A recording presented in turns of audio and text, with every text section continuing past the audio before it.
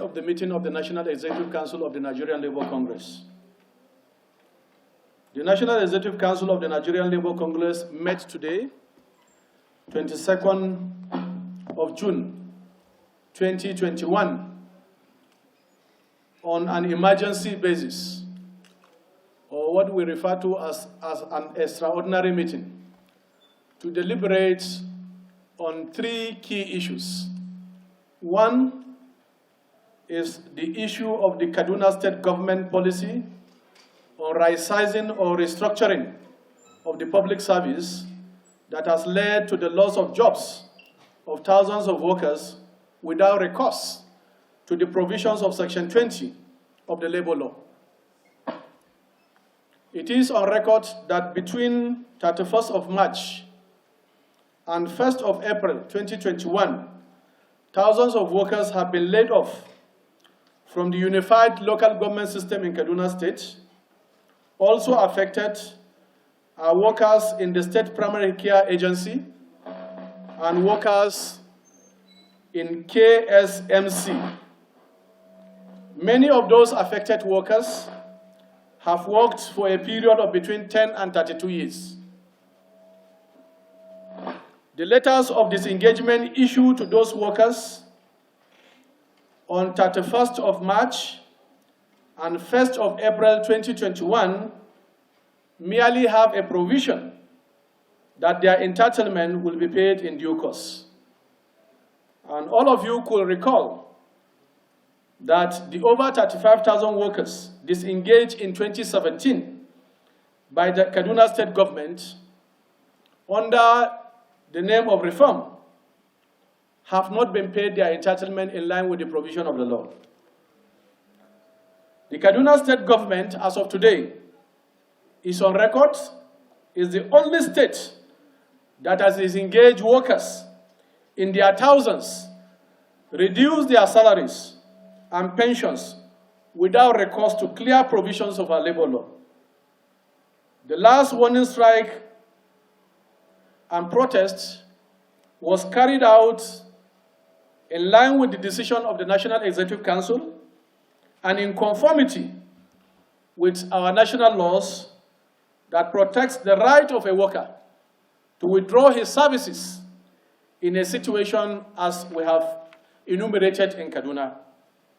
The action was complied with all our workers and affiliates in Kaduna without even a visit to any of the workstation. That is how workers have complied with that directive.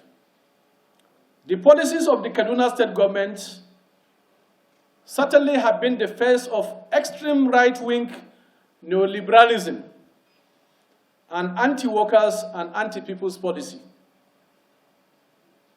Instead of facing the issues at hand, we are aware that the Kaduna State government have resorted to propaganda, the dissemination of half-truth information, outright falsehood, and in some cases, lies.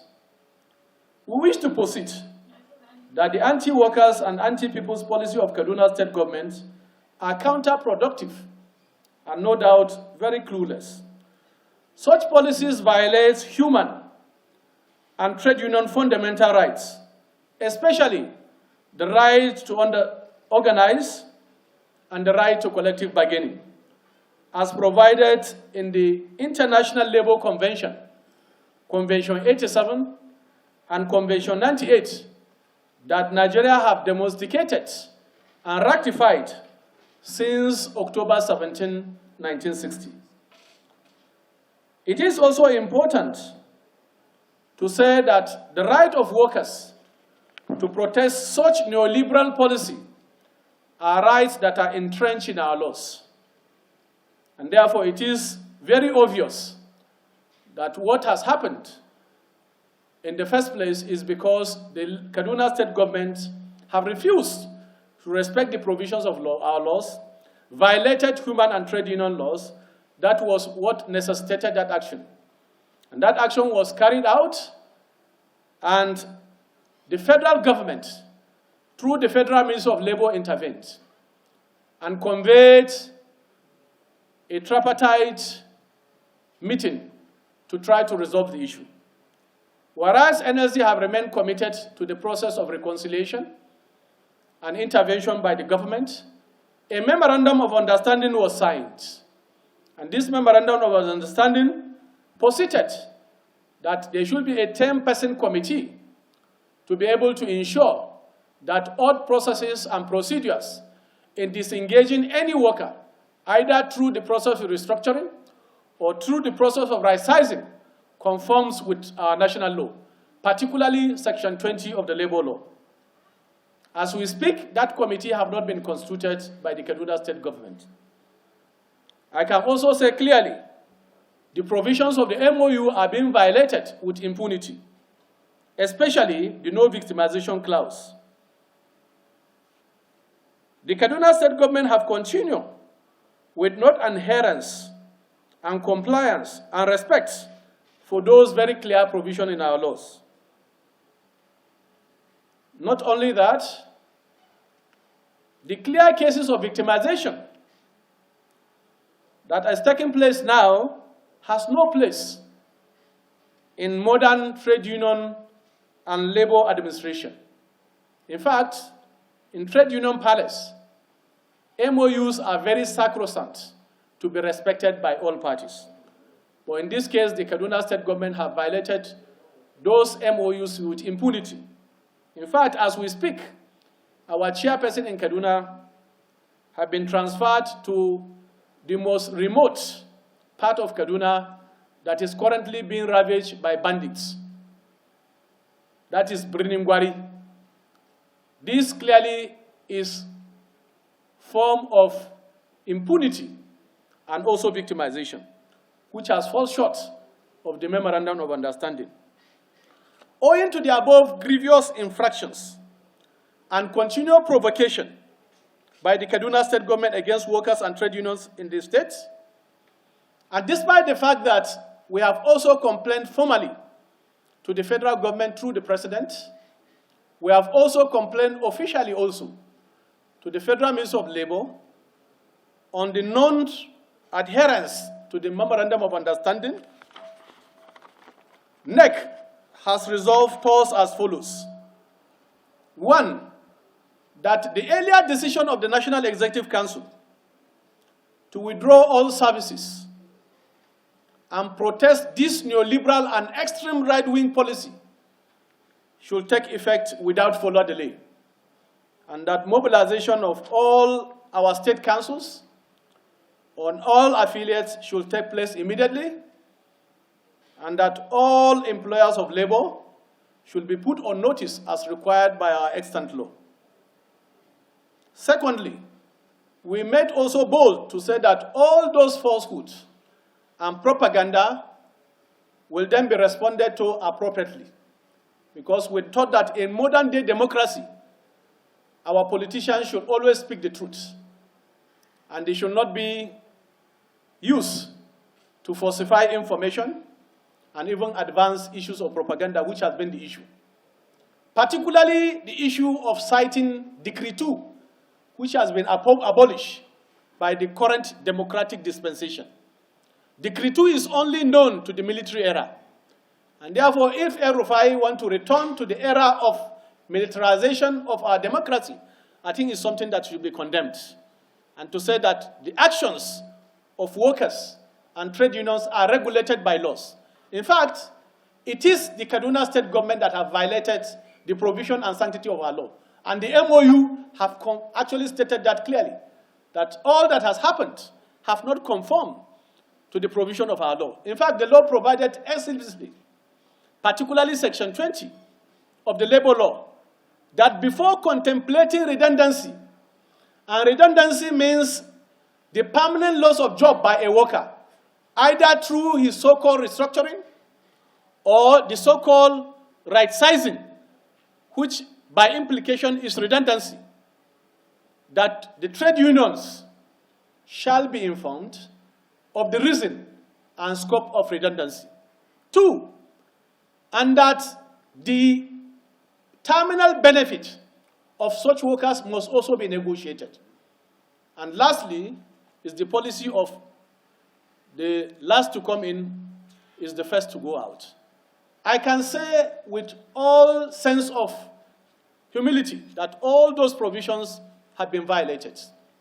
And that is why, as a matter of last resort, the National Executive Council and the Central Working Committee and the National Administrative Council of Congress had to take those decisions because we thought we have exhausted all legitimate processes of making sure that we are heard.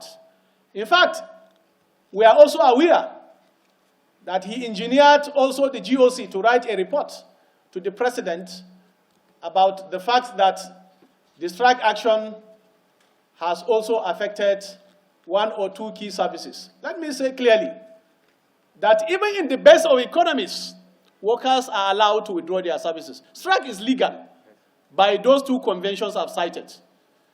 And that even in the event of strike in essential service, what the law requires is for the employer to negotiate with the unions how some essential services can be allowed to flow. That is what the law provides. And as we speak today, even in the best of democracies, Denmark, health workers are today on strike.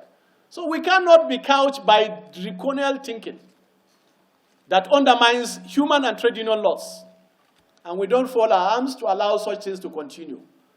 So I think it's also very clear that the NLC is committed to giving information that are credible to the public, including putting the issues before the public domain, so that when those actions proceed, certainly we should know also where to put our blames appropriately. And in this case, the Kaduna State Government and Kaduna State Government should be held entirely responsible for what has happened and what will happen. Because, as I said, and I reiterate, in the entire 36 states, including FCT, no governor have sacked workers with impunity to the tune of the thousands of workers that are sacked without respecting the provisions of our law. And also he has gone ahead not only to reduce workers' salary and the minimum wage, but even pensions. And part of it is that we are aware that unilaterally pension of workers have also been reduced. We are in democracy, and democracy, one of the tenets of democracy is actually to engage and also come with conclusions that are acceptable. But in this case, it's very obvious that these are neoliberal policies and extreme right-wing policies that are pushed down the throat of Nigerian workers, and particularly the workers of Kaduna. And therefore, I think there should be no place for such a situation in a democracy that all of us have labored to try to put before the public. Let me also remind all of us, when El-Rufai was in exile and organized labor in Nigeria were organizing a similar protest, we can all remember what he said. He said NLC is the most credible platform in Nigeria. I remembered at that meeting, he said PMS should not be sold per liter over and above 14 naira per liter. And today is the same El-Rufai committee that is now recommending through the Governors Forum that PMS price should be increased from between 380 naira per liter to 408 naira per liter. In a situation that we are in today, where many citizens have been driven into poverty.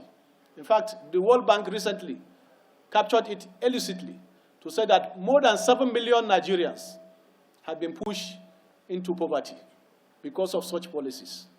There is a direct connect between the issue of physical security and the economic security of citizens. Where the economic situation of citizens are not addressed, then the consequence of it is also the issue of the physical security, which is now what is happening in Kaduna. So there is a nexus between the anti-workers and those neoliberal policies and the security situation today in the state, which we have emphasized and we have said time without number. And therefore, it's time to call our leaders to be responsible and accountable to the people. Any policy that does not have human face certainly should not be supported by any person that is elected to represent the people. And clearly, every Nigerian and every citizen of Kaduna knows that those policies have no human face. And that is why when we were there, not a single leader spoke against our action. Even religious leaders that traditionally will intervene could not intervene because of the fact that they believe that the action of labor is timely, and therefore is an action that is determined to call such leaders to order. No any religious leader or traditional leader that in many states will have intervened actually to even advise. And we are also aware, all those that have advised him, from the federal government to his colleagues, governors, and even people of goodwill, that all those advice have fallen on deaf ear. And therefore, this action by Nigerian workers is a matter of last resort. And therefore, we urge all our civil society allies and our workers across the states to actually prepare for the prosecution of this action. We have also put as a decision of NEC that the recommendation of the Governors Forum via the El Rufai Committee to increase the pump price of PMS from the current 162 to 380 or 408 should be rejected by the federal government because of the reasons we have advanced. But in any instance where these decisions are taken, we have also decided that services will be withdrawn by workers across board because of the grievous implication on the purchasing power of workers. As we speak, more than 1/3 of the states have not implemented the minimum wage. And even where implementation have taken place, they are currently under threat because of some of those recommendations. And therefore, it's about the survival now of the fittest. Workers must also struggle to survive. And I must emphasize that whereas in other climes, government and employers of labor are extending palliative and support to its citizens in all forms, because as I speak, in more than 58 countries, energy is still subsidized. Palliative is still being extended. And we have social security cover extended to the most vulnerable, including to the informal sector. But here we are. Within the context of the challenge of COVID-19, workers are being thrown out of their jobs with impunity, without respect for the provision of our laws. So we thought this is very important to put the facts before the public and also to circulate this very clear information about the situation of workers in Kaduna, because we believe injury to one certainly is injury to all. But it's even in this case, it's not even injury to one. It's injury to all the workers, because we also realize that most of these obnoxious policies are also being advised or are being chunked out by the same person that is trying now to undermine not only workers' rights, but the entire citizens' rights. So once again, comrades, I thank you immensely. In the struggle for our members, there is victory for us. Forward! Forward ever, backward never. In the struggle for our members, there is victory. He is led to In Africa, He is led to struggle, continue. but victory, As but victory.